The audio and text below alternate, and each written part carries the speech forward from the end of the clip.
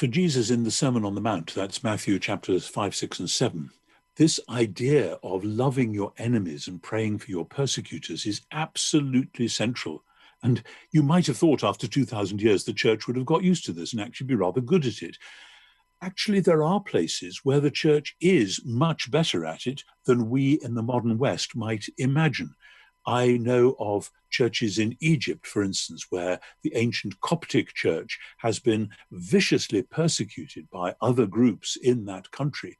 And again, the Coptic bishops and archbishops have said to their followers, our whole identity is in Jesus. And Jesus commanded us to love our enemies and pray for our persecutors. So we are not going to go after them and burn down their buildings and attack their wives and children like they have done. We're just not going to do that.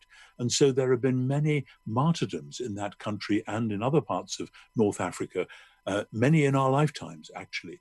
And where that happens, what we are seeing is something that the early church knew very well. As the great theologian Tertullian said, the blood of the martyrs is the seed of the church.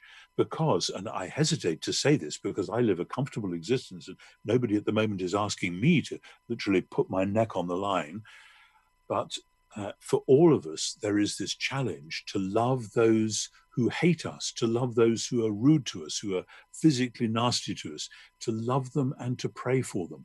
And that is always a challenge. It's always difficult. For me as a writer, if somebody writes a nasty review of one of my books, it can take me days, weeks, months to be able to get to the place where I can forgive them and pray for them. That's trivial compared with what many millions of Christians have had to put up with for much of Christian history. But that remains central because for Jesus, the way of the cross is the way that takes the evil of the world and absorbs it. And instead of giving back sneering or violence or whatever, gives back nothing but love. Jesus prayed for his persecutors as he was being nailed to the cross. That remains the model.